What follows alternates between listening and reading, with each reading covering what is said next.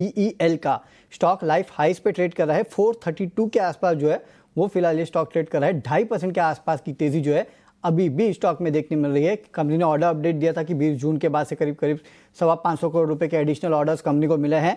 Sir, BEL life high पे stock, अच्छी खासी तेजी है, खबरों का भी सपोर्ट है, और कितनी तेजी बनेगी इसमें?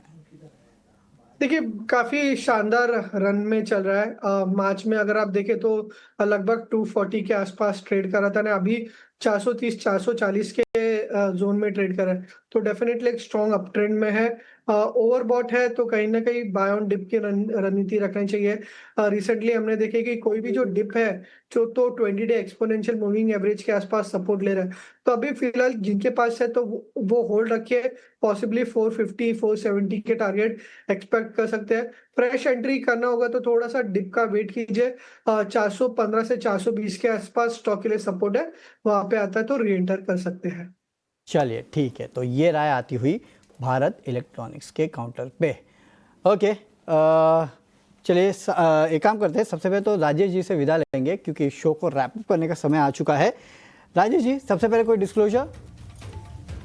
जी वरुण जी, जो स्टॉक्स हमने डिस्कस किए, मेरी तो कोई निजी निवेश नहीं है इनमें, बट मे बी हमने हमारे क्लाइंट्स को रेकमेंड किया हो सकता है। चलिए ठीक है राजेश जी, बहुत बहुत शुक्रिया आज हमारे साथ जुड़ने के लिए और पूरे शो में हमारा साथ देने के लिए। अच्छा, लेकिन जाते आते आपको जरा बॉन्ड यील्ड्स के बारे में बताते जाता हूँ, क्योंकि हम इक्विटी पे फोकस कर रहे थे, लेकिन आप बॉन्ड यील्ड्स देखिए। 10 साल की जो बॉन्ड यील्ड है इंडिया की 6.3 के आसपास ट्रेड कर रही है, और जो 5 साल की बॉन्ड यील्ड है वो करीब 6.1 के आसपास ट्रेड कर रही है।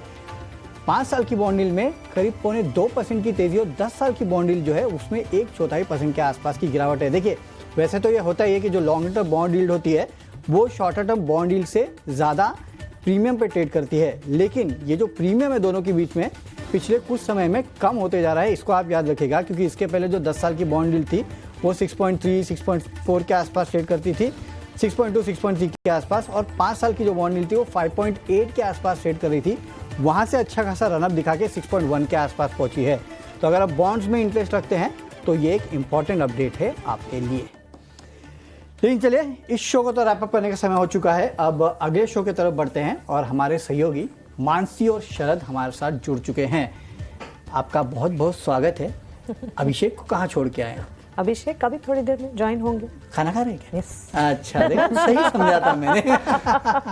चलिए ठीक है, लेकिन क्या खास है आपके शो में, बताइए आज। बाजार तो देखिए बिल्कुल सुस्त आज के सत्र में, येट अनदर सेशन कंसोलिडेशन का, लेकिन बिग बॉय रिलायंस निवामा की रिपोर्ट के बाद अच्छा एक्शन, और अपोलो हॉस्पिटल, ये कुछ स्टॉक स्पेसिफिक मूव्स, इनफैक्ट ढेर सारे स्टॉक स्पेसिफिक मूव्स आ रहे हैं, और अर्निंग सीजन बिल्कुल राउंड दी कॉर्नर है। तो इन तमाम चीजों से जुड़े रिसर्च बैक्ड एक्शन ढेर सारे लेकर आएंगे, और मार्केट के सुस्ती की चाल पर एक्सपर्ट से उनकी राय भी लेंगे। चलिए, तो मार्केट की सुस्ती की चाल पे राय लेंगे मार्केट एक्सपर्ट से, और साथ ही साथ काफी सारे स्टॉक से इन पे चर्चा की जाएगी। तो आप बने रहिए 18 ऑफ स्वदेश के साथ। शरद और मानसी आगे आपके लिए लेके आएंगे शो, लेकिन जाते जाते एक इंपॉर्टेंट अपडेट आपको देके जाते हैं, और वो ये है कि महीने की शुरुआत में अक्सर बड़े बड़े पैसों का काम होता है, जैसे कि सैलरी आती है, बिल भरना पड़ता है, खर्चों की प्लानिंग जो है वो होती है। लेकिन जिस तरह हम अपने खर्चों की प्लानिंग करते हैं, उसी तरह अपने निवेश की प्लानिंग जो है वो करना भी बेहद ही जरूरी है। इस आदत को बढ़ावा देने के लिए SBI म्यूचुअल फंड और टाइम्स नेटवर्क मिलकर एक राष्ट्रीय इन्वेस्टर अवेयरनेस